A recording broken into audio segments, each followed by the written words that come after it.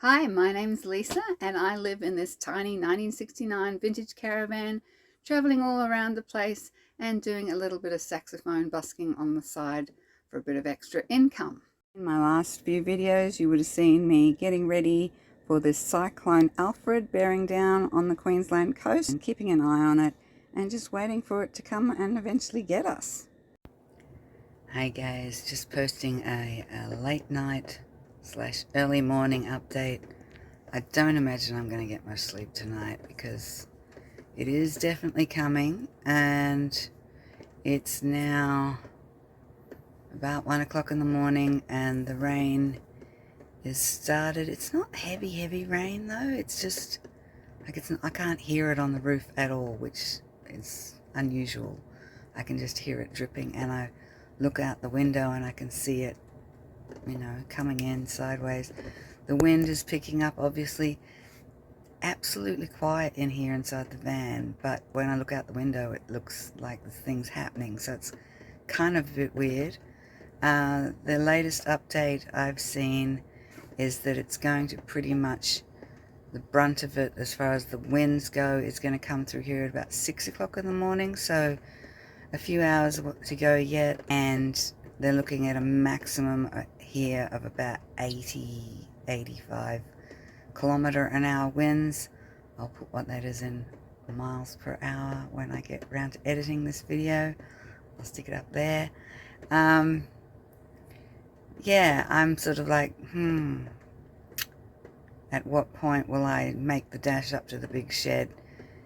I think if it feels like the gusts are vibrating the van in any way, shape or form, that will be the moment that I will I'm losing my voice and a little bit scratchy in the throat. I'm not sure what that's about, but anyway,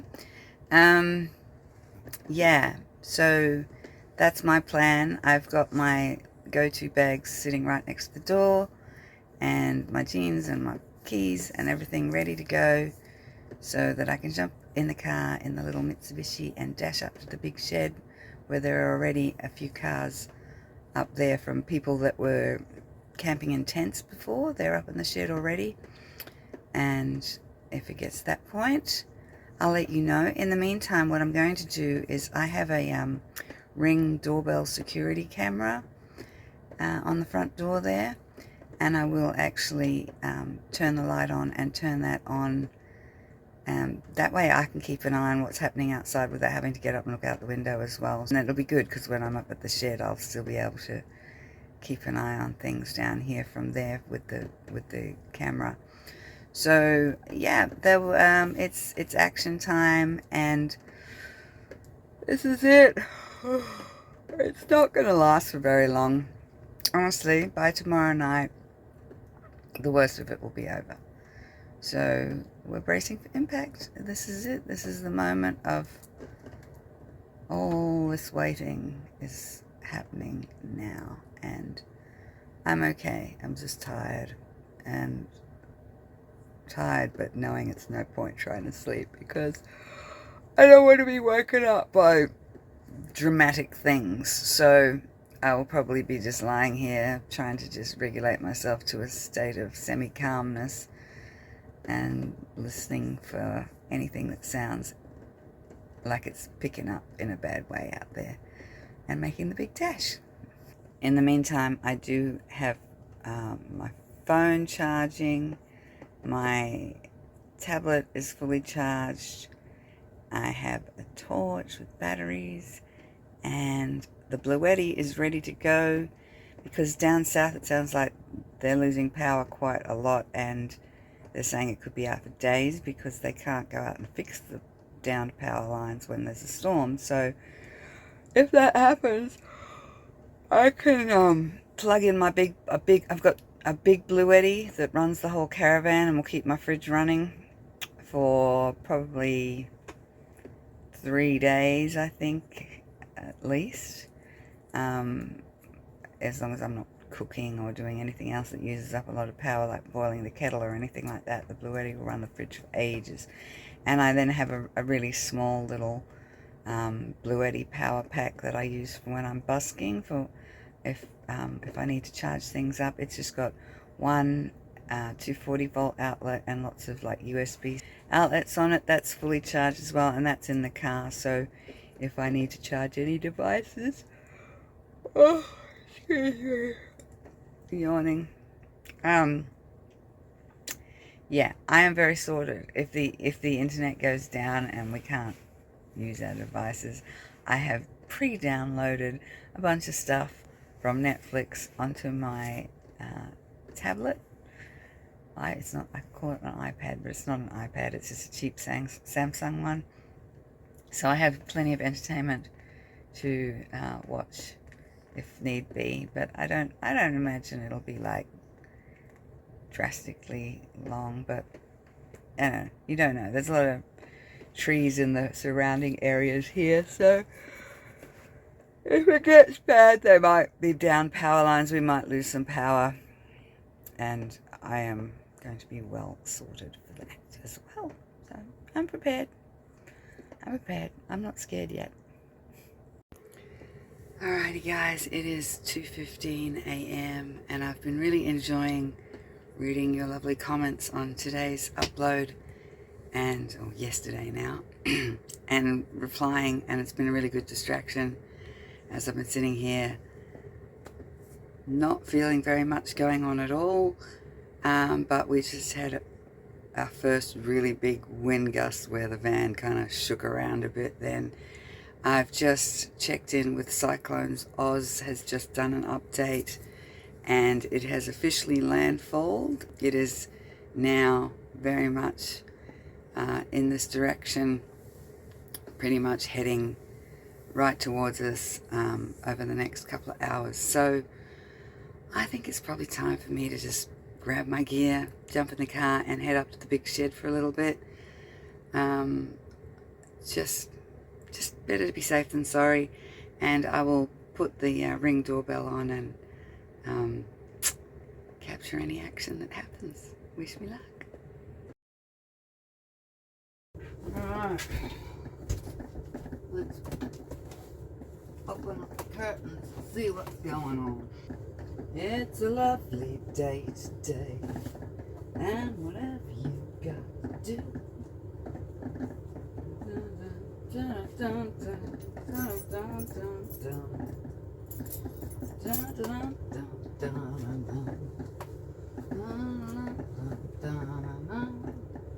I don't remember the words, but I know it's a happy song, and I'm happy today.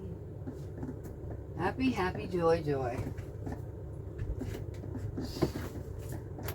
Okay, let's let some light. And then God said, let there be light. And there was. And it was good. Okay, good morning. I'm going to do like the weather report people do. Stand outside. I'm here on the Sunshine Coast, and the eye of the storm is now passing over the top of us. Okay, I'm outside. This rain is like Victoria rain. It's like, you can't even hear it on the roof. It's so light and sprinkly, and it's been consistently like this since about 1 o'clock in the morning, I think is when it probably started last night. This is it. It's now 10 to 9 a.m. This is the time when it was supposed to be the worst, and we're going to feel the worst impacts. If this is as bad as it's going to get, oh my goodness, are you serious? A big nothing burger. Anyway, I won't stand to get more wet. I've just taken Pixie for a walk and been and used the bathroom myself, and I only just woke up half an hour ago myself. I will go inside and fill you in on what the night was like. For you very observant people, yes, I am wearing the same clothes that I was wearing yesterday. I actually stayed in my jeans and t-shirt last night in preparation of doing a big bolt when things got really scary. I was fervently watching the reports while commenting and reading all your lovely comments and responding to all your lovely comments on my most recent video to keep my mind occupied, waiting for couple of drips of water in my eye there. Waiting for all hell to break loose, apparently. And then I checked the last update I got in real time was the Cyclones Oz at about, I think it was about 1:30 a.m., close to 2 a.m. when I saw that. He said he had filmed it at midnight, and he pretty much signed off and said, this is it, this ends my cyclone coverage of Alfred, because it is now officially crossed onto landfall. And according to that calculation, it was going to pretty much be here at about 6 a.m. and definitely by 9 a.m. you know, the worst of it would be over, and at that point it was going to dissipate enough so that yeah, it will just rain. But he said, look, you know, it's been downgraded and it's just going to continue to fall apart at the further inland it goes. And really the main danger now is just incessant rain for the next few days from all the moisture it's sucked out of the ocean. So high flooding risk for Brisbane and the northern rivers, you know, Gold Coast, New South Wales border, those kind of areas that have already been copping the rain, being on that southern end of this for days and days, they will continue, and then it'll just gradually head up west and dissipate as it goes. So that was reassuring for me, because I was like, okay, I'm not so panicking. I'm not ready to, you know, make a bolt. I mean, I was still, because I'm listening for the sound of howling wind. I'm listening for the sound of heavy rain. I'm feeling if there's any vibration or movement in the caravan at any point in time. With that, I was 100% ready to go, because I'm dressed, I'm ready. I'll show you. I've got my little go bags packed here. These are my go bags that I had sitting right here, ready to go if I need to do the bolt. This one is the food and water bag. I've got plenty of bottled water there. I've got tins of sardines. I've got food for my dog and her bowls and everything. And then I was just going to put my meat that I'd cooked up in there and take that with me in the car if I needed to do the bolts and evacuate the caravan and go up to the shed. So that was all ready to go. And then this is just my little handbag at the moment, because my backpack broke, so I've been using just one of these little gander bags, and you know, just put my normal stuff like wallet and, you know, glasses, and as in reading glasses, and toothbrush, toothpaste, my tablet that I'd preloaded with some stuff on Netflix if we ran out of power or internet or anything, just, you know, your usual stuff. And I was ready to go, so I didn't end up needing those, which is good. So I can pack that all away now. The car is ready outside just to take me straight up to the big shed if I needed to seek shelter, and hopefully not watch my caravan be smashed to a million pieces. That, of course, is the worst possible case scenario. Praying fervently throughout all of this, as I know many of you have been for me, which I truly and honestly appreciate. And I'm going to just have something to eat for now. You know, just walk back. I've just come back from walking through this light drizzling rain. I fell asleep. I actually fell asleep after that last report, which said it wasn't going to be that scary. I figured I would not sleep all night. That was my plan. I'm like, I will stay up all night, and I'll be hyper vigilantly aware of anything that gives me an indication that it's time to go. I obviously fell asleep. I was listening to something on YouTube, like just a podcast about Jungian psychology, I think it was. And then the next thing I know, the phone was ringing, and I woke up at 8 o'clock, and it was Tammy checking in on me to see if I was okay. And I'm like, well, quite clearly I must be okay, because I've slept from 2 till 8, the deepest, loveliest sleep, and I had not heard anything.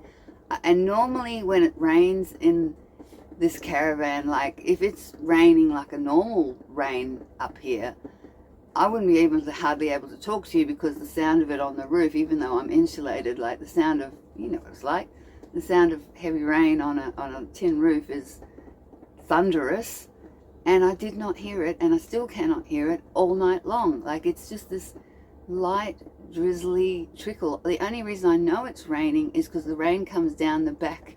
With my caravan's got these curved front and back. I call them the eyebrows, and it's a kind of a silly design, really, which modern caravans don't have. But these old vans, they have a curve like that, and then there's the windows, and then there's another curve like a little bit on the bottom half. So the rain comes off the roof, it comes around those curves, and it goes drip, drip, drip onto that little shelf that's right by that window, the very back window there. It drips onto that. That's the only reason I know it's raining, and knew that when the rain started was because I could hear the drip, drip, drip on the back. It's like Tony's torture. I want to get another one of those things I've got at the front on the back, so that I can, so the rain doesn't land on that sill all the time. But that's the only thing that I can't hear it on the roof at all. No howling wind whatsoever, no gusts. I think I got one gust around not long after that. It was 2 o'clock in the morning. I did feel a whoosh, but the van, it's so tightly strapped down that it did not move at all. And I thought, oh, that's just going to be the start, it's going to get worse from here. It never did. That's the only time I even noticed it at all. And this is it. We've made it through, so that's awesome. And anyway, I can't believe I slept through a cyclone. Literally, I have slept through, and everyone else is happily ensconced in their caravans. As I walked around, I was able to go for a little walk around. Pixie got to do her business, so she's happy. And after I've filled you guys in, because it has been a really kind of hectic few days, as you know, I'm going to really enjoy today. I'm going to switch everything off and just get some more sleep. And if I end up sleeping all day today, I will let myself do that, because all that heightened anxiety needs some recovery time. And that's one thing I've learned about dealing with my own stress levels and mental health, is to sleep whenever it gets to the point where I need it, and for as long as I need it, until I'm ready to launch myself back into the world again. So I don't normally eat when I wake up in the morning, but I'm going to this morning, just so that I can, when I do crash out, I can really crash out. It'll help. So, something really funny, like, I don't know if you remember, if you've been watching my carnivore journey, that when I first bought these jeans, which is, I feel like it was, I don't know, a year and a half or so ago. I think I was about 6 months in at that point, or not even. Anyway, I was super excited because I'd done it for health reasons, but as a bonus I also lost weight, and I was able to buy these pair of jeans. And yeah, check this out. These are my these are my jeans that I was so excited to fit. I don't want to flash in my belly too much, but you can see they're literally falling down. Like, how amazing. Crazy, hey? That must mean I'm a size 6 Australian now. What? About a size 2 US? How is that even possible? I don't even know. I have not been exercising at all since I've been here. I've not been to the gym. I've not been for my really long walks. I've not been kayaking. I've not been rock climbing. I'm wearing my rock climbing t-shirt, but obviously I haven't been rock climbing since I left Brisbane. And I'm eating so much food. Like, I just eat huge amounts of food, and I absolutely love it, and I enjoy every meal I eat. This is not a diet. This is like a lifestyle revolution. It's amazing. If you haven't tried it, I suggest you do. If you're suffering from any ailments, if you want your body to do miraculous things. I spoke to my son yesterday, and he was like telling me that all his housemates and friends were all really sick at the moment with various sort of cold flu type things, and he said he hasn't gotten sick at all. He said, Mum, I honestly think it's from all the steak I've been eating, because I've gotten him onto it too, because he was vegetarian for a while there. He's not full carnivore, but he's just incorporating a lot of meat into his daily diet. And he said, and Mum, he goes, I'm getting muscles. Like, I'm getting muscles and I'm not even working out. Like, what's that about? And I'm like, yeah, that's one of the secrets. Like, I noticed that too. Like, your body looks like you work out, but you don't. It's really quite amazing. Anyway, so blow my own trumpet about, you know, I don't care if you don't try carnivore. I don't care if you're not interested in that. But it's kind of like me talking about my faith in God. It's like, take it or leave it, you know. Don't judge me, don't criticize me for what works for me, but it's so changed my life that I'm kind of really wanting other people to at least give it a go. And if it could save someone's life and make them feel good about themselves, then I would encourage you to at least give it 30 days like I did. I was like, there's no way, this is rubbish, what a load of crap, like how could that possibly be healthy? And then set myself a 30-day limit, and was so astounded by results within those 30 days that it's now, I don't know, what is the date today? It's the 8th of March. So in 2 days, it'll be my 2-year carniversary, as we call it. And I'm never going back. This is me for life, because I'm so healthy. And yeah, anyway. I probably seem a bit silly right now, but it's because I'm kind of excited that I've gotten through this and that it's over as far as this cyclone goes, and now I can just relax now, you know, and it just makes me feel like life is so good, and I'm so glad that my faith wasn't what's the word? My faith wasn't unjustified. My faith wasn't unjustified, and has been even more affirmed. So I love you guys. Thank you so much for all your prayers and encouragement, and Tammy for being my absolute angel throughout all of this, and not just this, but everything really. And yeah, I'll talk to you soon.